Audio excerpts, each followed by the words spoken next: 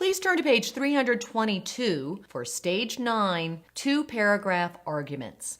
At the top of this page is a checklist for content and organization, sentences, as well as mechanics. Below our checklist, we have a direction sheet for the steps to follow to write our 2-paragraph argument. Next to the direction sheet, you have a blank organizer with BAT tree on it. BAT tree is our anachronism we're going to use in order to have all the elements necessary for an argument. You can provide students with a copy of this organizer, which is found on page 333, or your students can just write BAT tree down the side of a blank sheet of paper or lined notebook paper. I highly suggest that you use the organizer only for a short period of time and then you get them to writing BAT tree on their own. Let's walk through our direction sheet. First, you need to grab the reader's attention with hooks. I have a list of different hooks that work well for arguments on page 347. When we're hooking them in and grabbing their interest, we want to have some sort of an emotional hook, or we want to give them some information or an idea that piques their curiosity and makes them want to read on.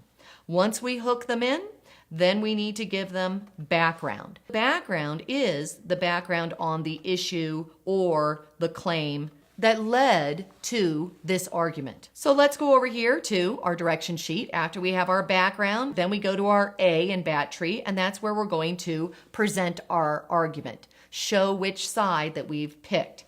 And down below, you're going to see that there's 4 different types of arguments. You can have an argument that is for or against a policy, a claim, an issue, or a fact. Underneath these different types of arguments are frames. These frames can be used to form your argument, whether you are for or against this issue, this claim, this policy. Page 341 has more detailed explanations about the different types of arguments and frames students could use in order to form their statements. Once we have our B and our A, that's 1 paragraph. Underneath that is tree. That's our paragraph 2. T is for transition. We want to smoothly transition into this new paragraph. On page 345, I have many different transitions. We have our T in our tree, which is a transition.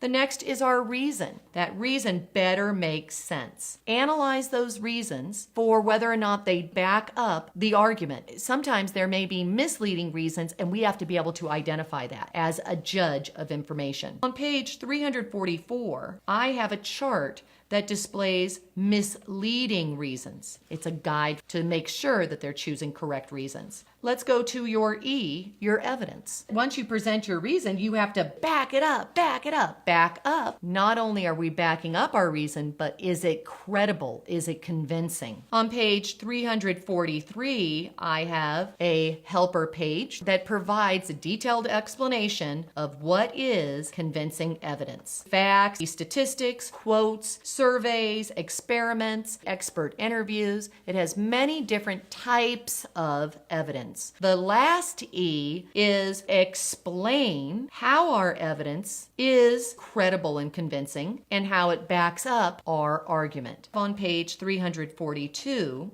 I have a helper page that you can use during your instruction. What do you have to take into account when you're analyzing different research sources in order to explain that they're credible and convincing to back up your reason and your argument? Down below, we have our citation. On page 346, I have a whole list of different resources that you could go to, whether it's the internet, an encyclopedia, a book, a magazine, and how you would record those in a bibliography if they are cited in your paper. Here we have all the elements and tools that you could use when you're teaching BAT tree. On the next page, a sample lesson using BAT tree at the 2-paragraph level using a debatable question. On page 323, I have our 2-paragraph argument sample lesson. Step 1, 2, 3, and 4. This is the process that you need to have your students follow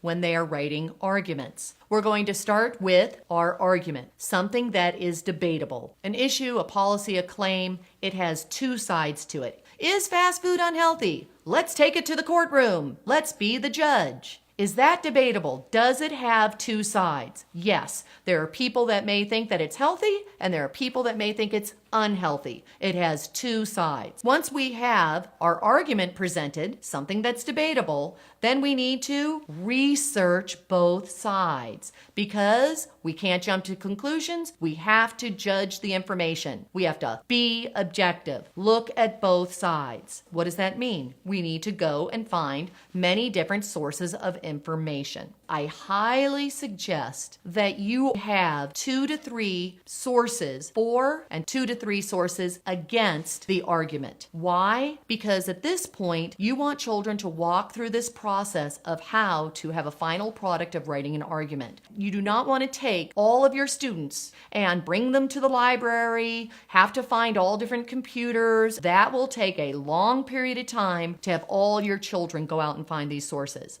You want them to have many experiences of having pros and cons, different sources, and analyzing them. Is fast food unhealthy? Let's take it to court. Bring in both sides. At this point, we have our evidence, and you have presented your students with 2 to 3 different types of sources that are for both sides. They could be articles, they could be different types of graphs, charts. They're different sources for each side. Let's say we're reading an article and we pull from that article the reason and the evidence that supports our claim. Teens ages 13 to 17 purchase 800 to 1,100 calories in an average fast food meal, roughly half of their recommended total daily calories. Next, we cite it. Where are we getting this information? An article, The Science Behind Fast Food Facts, the 25th of October, 2012. The date is critical. If this was 1955, it may not be as credible as something that's more recent when it comes to science. This article was published on the internet. If anyone needs to go to that article, they can find it. We have the reason and evidence in the first box and the citation. We have enough information here to analyze if it's credible. Publishers of this article are from a nonprofit organization, the Rudd Center, Food and Policy Obesity at Yale. Is this information credible? Does Yale have a trustworthy, honest, and credible credentials in order to make this evidence credible? Yes. Up here in our against page, we had about $2,500 is the average household expenditures on food away from home in 2010. So that was a quote. When they went to analyze this, they showed that this information was from the Restaurant Organization. It's a national organization that is nonprofit funded by businesses. So right away, when you're analyzing whether or not that information is credible, well, you could say, yes, the information is credible in the sense of they're just telling you how much money people spent on fast food. That's it. They're not saying anything else in this quote.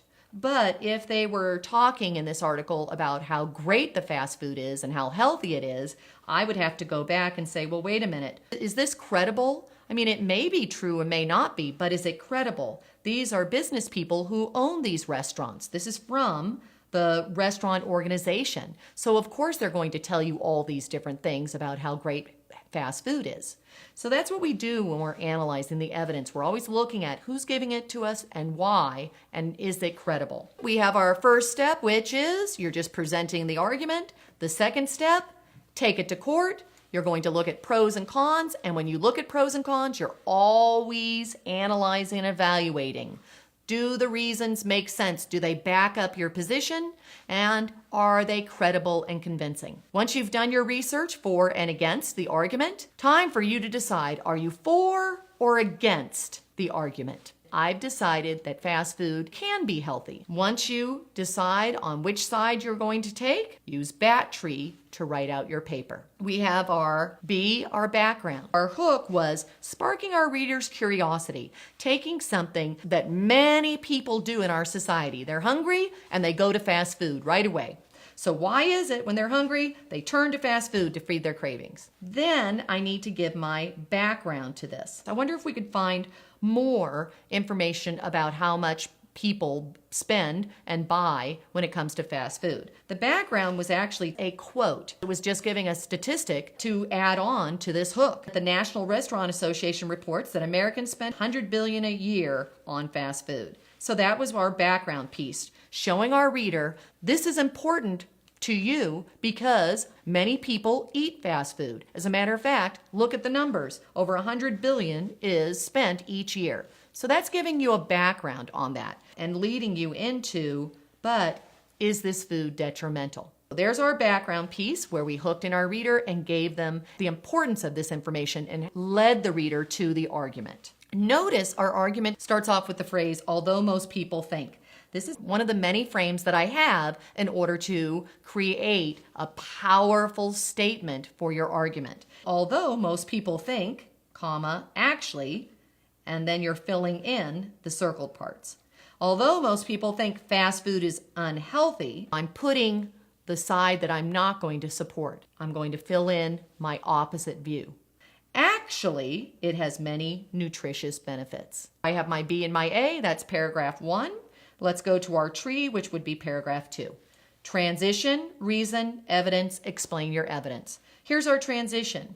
One convincing reason, so that was a transition phrase that we got from our transition sheet. People should continue this diet is, and then here is our reason. The increase in the number of salads on the most popular restaurant menus. Fast food has many healthy choices because restaurants have increased the number of salads on their menus. So there's my reason, and my reason makes sense. After my reason, then I have to record my evidence. My evidence is that exact quote on my research sheet. Angela Ogunjimi from the National Institute of Health reports, according to the New York Times, McDonald's sells more salads than any restaurant in the country. Next, I need to explain my evidence. I have this news report. Now, in here, I should say this news report from a well-respected organization, the New York Times, demonstrates that high numbers of people still eat fast food. So now I'm explaining how this evidence backs up my argument. But their choices are changing from greasy, fatty foods to healthy choices. I'm showing that the restaurants are providing more salads and people are buying those salads. This was reported by a respected organization. After we were done, we looked at what evidence we used and then we put our citation on our bat tree. This is the process that you go through when you are writing an argument. You are starting with your debatable issue, topic, policy, an argument that has two sides. Then you are going to be objective. You need to be the judge in the courtroom. You need to have the pros and cons for the argument presented to you. So you have to have 2 to 3 different sources that you are going to analyze and evaluate. Finally, you're going to look at the pros and cons and make a decision. Which side will I choose? Once you make a decision, then you go to your bat tree and you fill in the background, present your argument, and then you use tree to back up your argument. There's our stage 9, 2-paragraph arguments. When students can independently walk through this process and bat tree on their own, we're ready to move on to expand their arguments to the essay level. That's our next video, stage 10, writing an argument at the essay level.